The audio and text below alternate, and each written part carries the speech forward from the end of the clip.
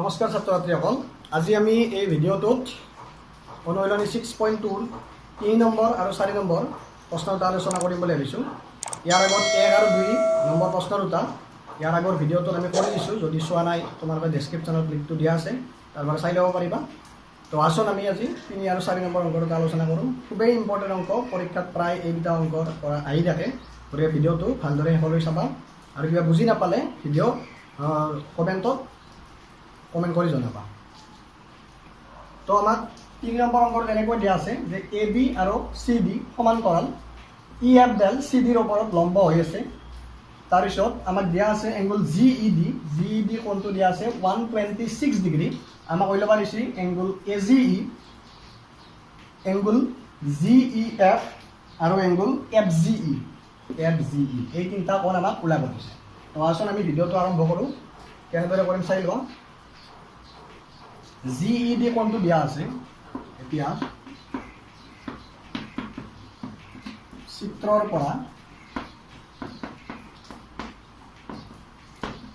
পৰা আমাক আমি দেখা পাইছোঁ যে ই এফ ডাল চি ডিৰ ওপৰত লম্ব হৈ আছে। গতিকে আমাৰ এই যিটো কোণ যাৰ নাম এফ ই ডি, এই কোণটোৰ মান হ'ব 90 degree. Angle F E D equal to 90 degree. কাৰণটো কি? যিহেতু E F perpendicular to C D বুলি আমাক দিয়া আছে।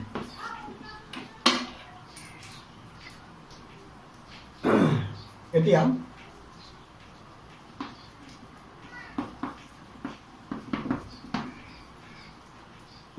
এ বি সমান্তৰাল চি ডি, এ বি ডাল চি ডিৰ সমান্তৰাল। জি ই যদি আমি ছেদক বুলি ধৰিলোঁ, কাৰণ জি ডালে আমাক কি কৰিছে যে এ বি আৰু চি ডি এই দুডাল ৰেখাত ছেদ কৰি আছে জি ডালে। গতিকে এইডাল ছেদক হ'ল। গতিকে আমি পাইছোঁ কি ইয়াৰ পৰা কি পাম যে এইটো কোণ আৰু এইটো কোণ, অৰ্থাৎ এংগুল এ জি ই আৰু এংগুল জি ডি, এই দুটাক আমি কি বুলি ক'ম? একান্তৰ কোণ বুলি ক'ম। কেনেকৈ কয়? যে দুডাল ৰেখা সমান্তৰাল ৰেখাত যদি এডাল ছেদকে ছেদ কৰে, এটা ছেদকৰ বাওঁফালে এটা ছেদকৰ সোঁফালে থকা কোণ দুটাক আমি একান্তৰ কোণ বুলি কওঁ, অন্ত একান্তৰ কোণ। তো সেইকাৰণে আমি কি লিখিব পাৰিম? এটাকে angle A G E is equal two angle G E D. এইবিলাক কি বুলি কোৱা হয়? অন্ত একান্তৰ কোণ। অন্ত একান্তৰ কোণ। এতিয়া আমাক যিহেতু এ জিৰ মান ওলাব দিছে, আমি এ জিৰ মানটো ইয়াৰ পৰা পাই যাম। কেনেকৈ? কাৰণ আমাক জি ই ডিৰ মানটো দিয়া আছে। কিমান দিয়া আছিল? 126 ডিগ্ৰী। গতিকে আমি এটা কোণৰ মান পালোঁ। কিমান পালোঁ? এটা কোণ এ জি ইৰ মান পালোঁ 126 ডিগ্ৰী। তাৰপিছত আমাক আৰু দুটা কোণ ওলাব দিছে জি ই এফ। এই কোণটো ওলাব লাগে। তো এইটো কোণ আমি কেনেদৰে ওলাব চাই লওঁ। তো এইবাৰ আমি যদি ওলাওঁ এইটো জি ই এফ, এই কোণটো কেনেকৈ ওলাম চাওঁ। আকৌ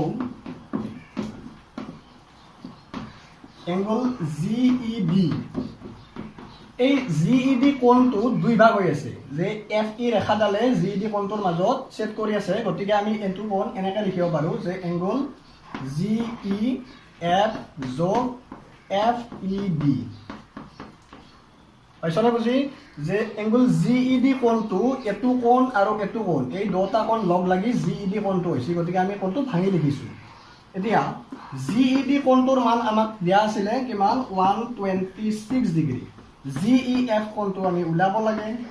আৰু এফ ই ডি, যিহেতু ই এফ ডাল চি ডিৰ ওপৰত লম্ব, গতিকে আমি পাইছিলোঁ কি যে এফ ই ডি কোণটোৰ মান 90 ডিগ্ৰী। তো ইয়াত আমি যদি জি এফৰ মানটো উলিয়াব লাগে কি কৰিম? এই 90টো আমি বাওঁফাললৈ ট্ৰেন্সফাৰ কৰি লৈ আহিম। যে প্লাছ 90 আছে, তো বাওঁফাললৈ আনিলে কি যাব? এইটো -90 is equal two angle G E F. তো এইটো যদি আমি মাইনাছ কৰি দিওঁ কিমান পাম? 36 ডিগ্ৰী। অৰ্থাৎ এংগুল জি ই এফৰ আমি মান কিমান পাই গ'লোঁ? 36 degree. Angle G E F is equal two 36 degree. এইটো 2 নম্বৰ কোণ। আৰু এটা কোণ আছে আমাৰ এফ জি ই। এই কোণটো ওলাব লাগে এইবাৰ। তো এই কোণটো কেনেকৈ ওলাম আমি চাই লোৱা। তো এইবাৰ এফ জি ই কোণটো ওলাব লাগে। এইটো কেনেকৈ পাম? আকৌ চিত্ৰৰ পৰা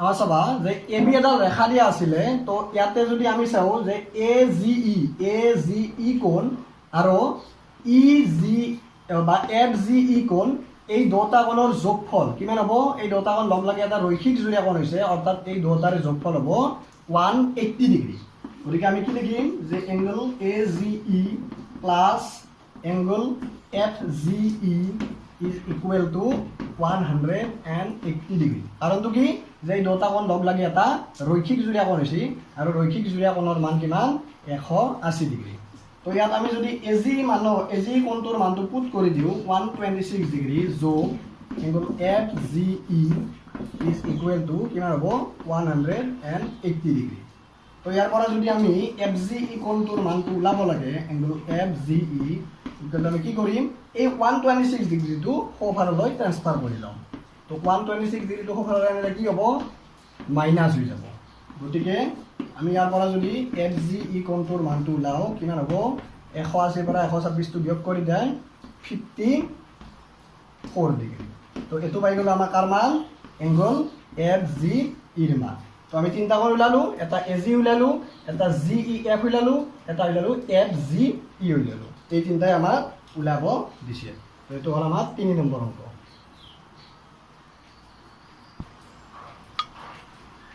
তো ছাত্ৰ ছাত্ৰীসকল এইবাৰ আহিছোঁ আমি 4 নম্বৰ অংকটোলৈকে 4 নম্বৰ অংকটোত চিত্ৰটো এনেকুৱা ধৰণে দিয়া আছে আৰু ইয়াত দিয়া আছে যে এংগল পি কিউ আৰৰ মান 110 ডিগ্ৰী আৰু আৰ এছ টিৰ মান দিয়া আছে 130 ডিগ্ৰী ঠিক আছে এই দুটা বস্তু দিয়া আছে আৰু লগত দিয়া আছে পি কিউ আৰু এছ টি সমান্তৰাল পি কিউ ৰেখাডাল এছ টি ৰেখাৰ সমান্তৰাল এনেকুৱাকৈ চিত্ৰটো তোমালোকক পৰীক্ষাত দিব ৰাখিব খুবেই ইম্পৰ্টেণ্ট অংক কিন্তু এতিয়া কথা হ'ল আমাক উলিয়াব দিছে এংগল কিউ আৰ এছ এই কোণটো উলিয়াব লাগিলে আমি কি কৰিব লাগিব এই অংকটোত এটা অংকন কৰি ল'ব লাগিব যিটো পৰীক্ষাত দিয়া নাথাকে প্ৰশ্ন কাকতত তোমালোকে নিজে এইটো অংকন কৰিব ল'ব লাগিব অংকনটো কেনেকুৱা যে এতে যে আমাৰ দিয়া আছে যে পি কিউ আৰু এছ টি সমান্তৰাল গতিকে আমি পি কিউ বা এছ টিৰ সমান্তৰাল কৈ আৰু লগতে আৰ বিন্দুৰ মাজেৰে যোৱাকৈ এডাল ৰেখা আঁকি ল'ব লাগিব পি কিউৰ সমান্তৰালকৈ বা এছ টিৰ সমান্তৰালকৈ বুলিও ক'লেও ভুল নহয় কাৰণ পি কিউ আৰু এছ টি দুডাল পৰস্পৰ সমান্তৰাল এই দুডাল ৰেখাৰ সমান্তৰালকৈ আমি এডাল ৰেখা আঁকিছোঁ যিডাল আৰ বিন্দুৰ মাজেৰে গৈছে যিডালৰ আমি নাম দিছোঁ ইউ ভি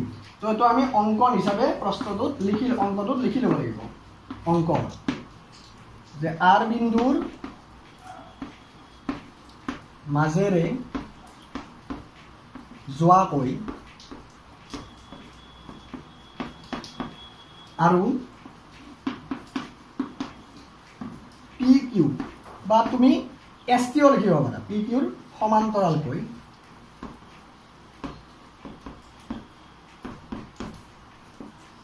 ইউ ভি ৰেখাডাল অংকন কৰা হয় ইউ ভি ৰেখাডাল আমি অংকন কৰি লৈছোঁ আৰ বিন্দুৰ মাজেৰে যোৱাকৈ আৰু পি কিউ আৰু এছ টিৰ সমান্তৰালকৈ তো এতিয়া আমি কেনেদৰে কিউ আৰ এছৰ মানটো উলিয়াওঁ সেইটো চাবা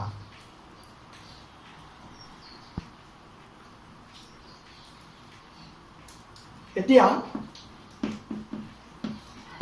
আমি কি পালোঁ যে পি কিউ সমান্তৰাল U V P Q is parallel to U V আৰু ইয়াত কি হ'ব যে এই কিউ আৰ ডাল ছেদক হ'ব কিউ আৰ ছেদক তো কিউ আৰ ডাল যদি ছেদক হয় আমি ইয়াৰ পৰা কি গম পাম যে ছেদকৰ একেফালে উৎপন্ন হোৱা কোণ দুটাৰ যোগফল 180 ডিগ্ৰী তো আমি লিখিব পাৰিম ইয়াৰ পৰা যে এংগল পি কিউ আৰ যোগ angle Q R U is equal to কিমান হ'ব 180 ডিগ্ৰী কাৰণ ছেদকৰ একেবাৰে উৎপন্ন হোৱা কোণ দুটাৰ যোগফল 180 ডিগ্ৰী পি কিউ আৰৰ মানটো ইয়াত পুট কৰি দিয়া 110 যোগ angle Q R U is equal to 180 degree ইয়াৰ পৰা যদি আমি কিউ আৰ ইউৰ মানটো উলিয়াব যাওঁ তেতিয়াহ'লে 110 ডিগ্ৰীটো সোঁফাললৈ লৈ আহা তেতিয়া কি হ'ব 110টো মাইনাছ হৈ যাব তো ইয়াৰ পৰা কি পাম এংগল কিউ আৰ ইউৰ মান 180ৰ পৰা 110 মাইনাছ কৰিলে কিমান থাকিব 70 ডিগ্ৰী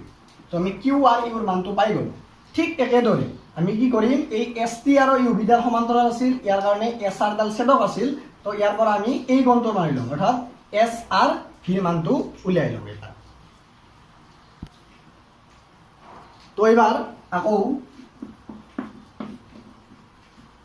আকৌ আমি কি লিখিম যে SP সমান্তৰাল UV আৰু এবাৰ ছেদক কোনটা হ'ব SR ছেদক তো SR ডাল ছেদক হ'লে এবাৰ ছেদকৰ একেফালে থকা কোন দুটা আছে এটা আছে এংগল RSP যোগ এটা আছে এটো কোন SRV ইকুৱেল কিমান 180 ডিগ্ৰী এটো হে একে কাৰণ যে ছেদকৰ একেফালে থকা অন্তকোণ দুটাৰ যোগফল 180 ডিগ্ৰী হয় তো ইয়াত যদি আমি RSP ৰ মানটো পুট কৰি দিও 130 degree plus angle SRV is equal to 180 degree ইয়াৰ পৰা কি পাম আমি যদি SRV ৰ মানটো উলিয়াও ইয়াৰ পৰা পাম 180 ডিগ্ৰী মাইনাস 130 ডিগ্ৰী 130 টো ইফালে লৈ লও মাইনাস হৈ গ'ল তো ইয়াৰ পৰা কি পাম যে angle SRV is equal to কিমান হ'ব 180 পৰা 130 মাইনাস কৰিলে 50 ডিগ্ৰী অৰ্থাৎ আমি এটো পাই গেলো 70 ডিগ্ৰী QRU আৰু SRV পাই গেলো আমি 50 ডিগ্ৰী এতিয়া আমাক কিন্তু লাগে কোনটো কোণ QRS এই কোণটো আমি উলিয়াব লাগে এতিয়া QRS ৰ মানটো যদি আমি উলিয়াব লাগে আমি কি কৰিম যে UV আমি এডাল ৰেখা পাইছিলো এডাল ৰেখাৰ ওপৰত থকা আটাইকেইটা কোণৰ যোগফল আমি 180 ডিগ্ৰী বুলি মই আগতে কৈছো আগৰ ভিডিঅ'ত তো ইয়াত কি আছে কোণ তিনটা আছে এটা QRU এটা QRS এটা SRV এই তিনিটা কোণ লগ লাগি এটা কি হৈছে সৰল কোণৰ সৃষ্টি হৈছে গতিকে এই তিনিটাৰ যোগফল হ'ব 180 ডিগ্ৰী এতিয়া আমি কি লিখিম যে এংগল QRU যোগ এংগল QRS যোগ এংগল SRV এইখিনি চিত্ৰটো অলপ মুছি দিছো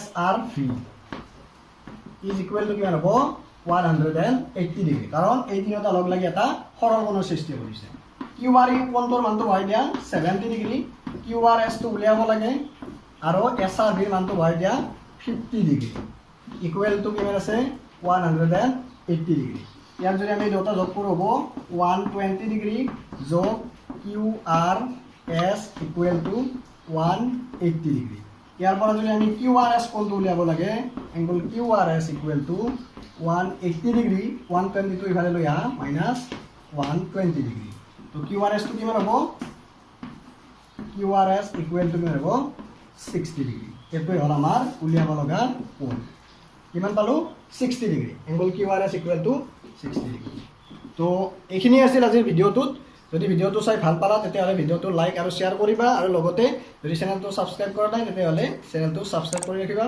আমি পিছৰ ভিডিঅ'ত ইয়াৰ পিছৰ অংক দুটা কৰিবলৈ চেষ্টা কৰিম ধন্যবাদ আৰু যদি কিবা অংকত বুজি পোৱা নাই তেতিয়াহ'লে কমেণ্ট কৰি মোক জনাবা মই নিশ্চয় তাত বুজাই দিবলৈ চেষ্টা কৰিম ধন্যবাদ